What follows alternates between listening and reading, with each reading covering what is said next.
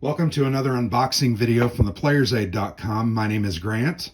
Today I'm unboxing the very cool looking, very interesting looking 1812 Napoleon's Fateful March from VUCA Simulations, designed by Brian Asklev. Brian is also doing, I think it's called The Great Northern War from GMT Games. Was announced on P500 a couple of years ago. We hosted a series of event cards with him. We recently on the blog posted, recently, you're probably watching this in a month or more, we did post a written interview with Brian on this game. And it does look very, very good. And as is typical, VUCA Simulations is just knocking it out of the park with their production. Don't know that there's anything bad that I can say about the way they do games. This thing looks amazing. Love the simplicity of this cover. I love the white. Now remember, 1812, this is Napoleon's march into Russia. So the burning cities, you can see the smoke rising, really like that. The figure of Napoleon on horseback with his grognards here in the back. And then here's Napoleon overlooking Russia as well, as he is disappointed in defeat. But really like those wispy smokes. And then the white cover is just fantastic. This is a big 2-inch box. Really like the spine, the way that looks as well. It says 3 to 6 hours, 1 to 2 players. I think you can just do it two-handed. And then here's the back of the box. So this game has hidden orders where you're going to order your secret order placement. You've got certain order counters and you're going to plan what you are going to do. But very, very cool looking game. It's an operational level game, card driven system, uses secret orders and is really focused on logistical planning and march attrition. So just really like the way they put their games together. This is probably going to be the 4th or 5th game of theirs that we have played. We have not played all of them, but always good gaming experiences. I also have Traces of Hubris, the follow-up to Traces of War that just came out from them. We've not played that yet, but I also did an unboxing of it. First thing that greets you as you open the box is the rule book and then the playbook. Love the colors, the choices here, Russian green and the French blue. Really a nice touch. Very high quality printing here, 19 pages of rules. And I remember looking at the rule book, a lot of the rules are very clear and have a lot of, for instance, you can see important. He puts these boxes here, important or exception. And I think that's very helpful when Brian and the VUCA team developed this, they put that together. Does have some examples there, as you can see, full color examples. Here's talking about orders, the different types. Order placement. They're not counters, they're kind of blocks. I'll show you here in just a minute. Resources phase. Here's the sequence of play. Very nice looking game. Love the art style. I'm not sure who did the art. I'll find it here in just a moment, but just really stunning. Yeah, there's going to be a lot to like in this game, and I think it's going to be a very cool game. It also has some custom battle dice. It also has a weather die, as you can imagine with any war game in Russia, there's always a weather die. So that's a look at the rule book, and then the playbook, which is double the size, not double, 22 pages, so it's 3 pages longer. Has some designer notes, bibliography, player notes, probably a little bit of strategy there for the players as you look through things. Some dice and the deck statistics, which I think is pretty interesting. And then it has several different scenarios. Here is the scenario 1, the Eagles March on Smolensk. Then there's the Eagles March on Moscow. And then the Grand Campaign game. So there are 3 ways to play it. Setup, rules. There's also a scenario 4, Hollow Victories. Don't know what that focuses on. Oh, and a scenario 5, Battle of Smolensk campaign start. So there's a lot of options to the game, and that's pretty cool. Anytime you have a game that's multifaceted and can be played several different ways. These are player, for lack of a better word, player screens. Very similar to other player screens in games. They're going to fold, like they'll fold here and then they'll set up. And it's just going to give you some of the information about the specific leader that they are representing. Very nicely done from an aesthetic and component viewpoint. Here are the French leaders. Yeah, very nice. There's the Emperor. But yeah, these are player screens, because remember, you're going to keep your orders behind that player screen so that the player doesn't know what it is that you're potentially doing. This game does have some wooden bits, wooden cubes, and wooden blocks. Here are those custom dice. These are really interesting. I don't know how to describe them. They are wooden dice, and they almost appear to have a silk printing or silk screening over top. These are not stickers. They don't have an edge. But look how sharp that is. Boy, those are nice. Boy, that's really awesome. They are very light. There's the weather die. And then here are those cubes that I referenced. I'll set those aside. And then you've got blocks. You've got French blocks. And you've got Russian blocks. I'm assuming there are stickers. Yes, I see stickers. So you're going to sticker those blocks with the different units. And then these are the leader standees.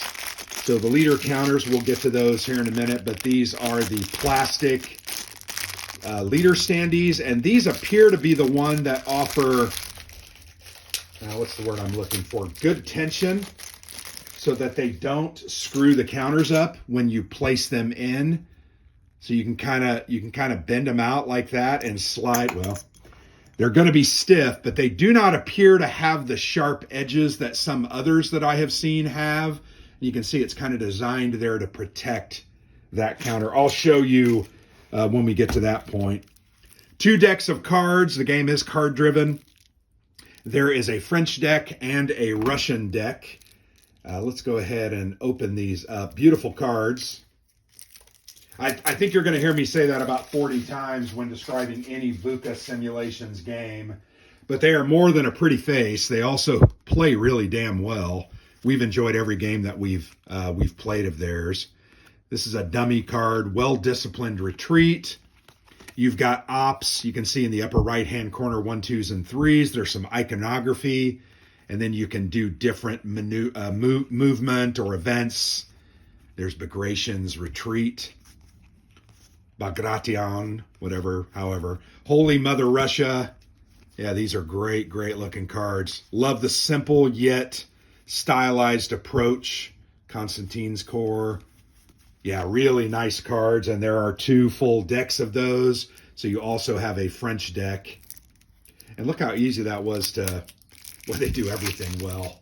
Even the opening of cards is simple.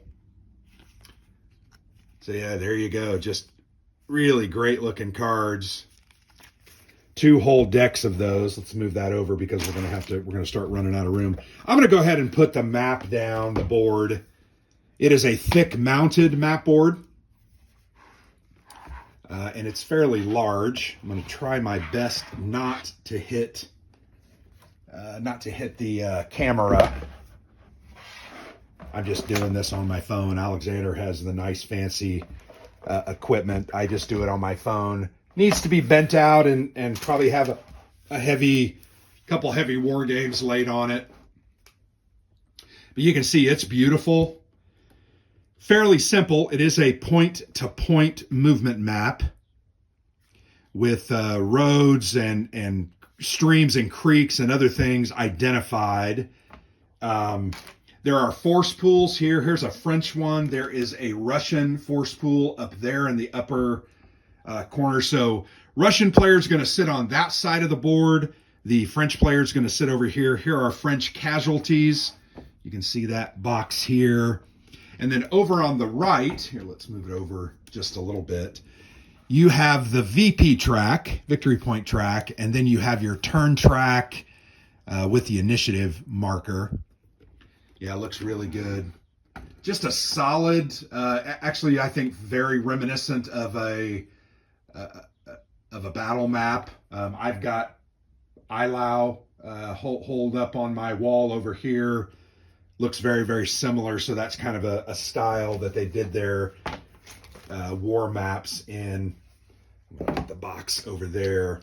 So here are the stickers. And there's a bunch of them. You're going to apply these directly to those boxes. Here are the orders that you're going to use. So these, once again, these blocks are stickered, and then you're going to have those behind your screen. And you're going to, I'm going to do a depot, or I'm going to do a cavalry patrol, or a forced march. You have 5 of those orders, and then just regular marches. But you can see you have a whole bunch of different orders that you're going to place out on the board. And then these go on the different units. Here you have Russian, and there you have French. One thing of stickers, there are, looks like 4 sheets of counters. You do have your strength points, your units. Just look at the great art there. Infantry, you have denominations of 10, 5, 2, and a majority of them are 1s. Here are those leaders. I'm going to go ahead and pop out the Emperor and put him in this. Let's see if this, well, I don't want to ruin my counters. They're just, there we go. It went in, and I think it's not going to dig in. Boy, that's nice. I'm not a huge fan of standees, just not my favorite. I'd rather just have a counter, but boy, those look really nice. You're going to put those on the board. Yeah, that's awesome. These are, I want to say these are supply points for the different cities and towns, and as you tear them down or forage, you're going to lose those points. These are the back sides of those counters. Look how awesome that looks. You've got the snow as their morale kind of dips.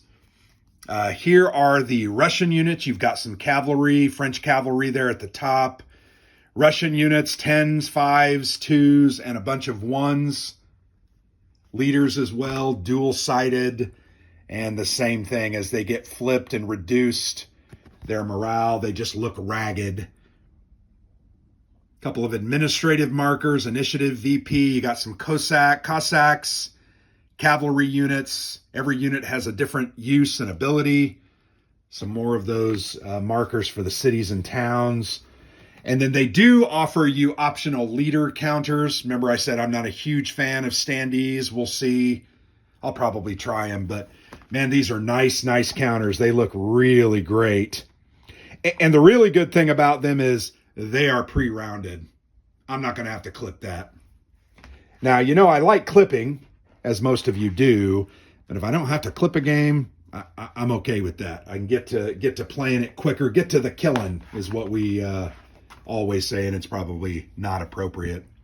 These are player age. You've got the French one, and here's the Russian. They are dual-sided.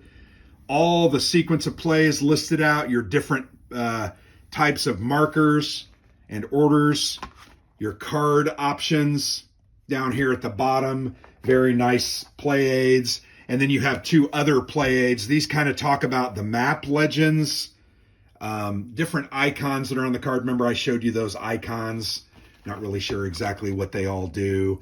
And then each of the leaders have unique abilities, and you can see those are all listed there. Here's the weather table.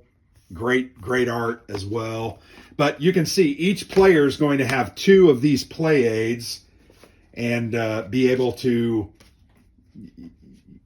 you know, not have to share them. Anytime you have to share a play aid, I just feel like that's the worst thing in the history of wargaming. And I think too many publishers do that, where they force you to share. And I just don't like sharing. It's just not in a war game, just not cool. There's those leaders. Once again, those custom dice are really amazing. And then you've got your wood bits there, your cool rule book, and then to kind of touch it all off, that really nice cover. What a great looking game. Very much looking forward to this. This was one of my most anticipated games of 2024. Now that we have it, we are going to play it. We just need to dig out the time to get this bad boy in, because this is going to be a commitment. We're going to want to play the full campaign game and give it a real shot. So anyway, that is 1812, Napoleon's Fateful March from VUCA Simulations. Very much looking forward to this. I appreciate you watching. I've been Grant for the Player's Aid.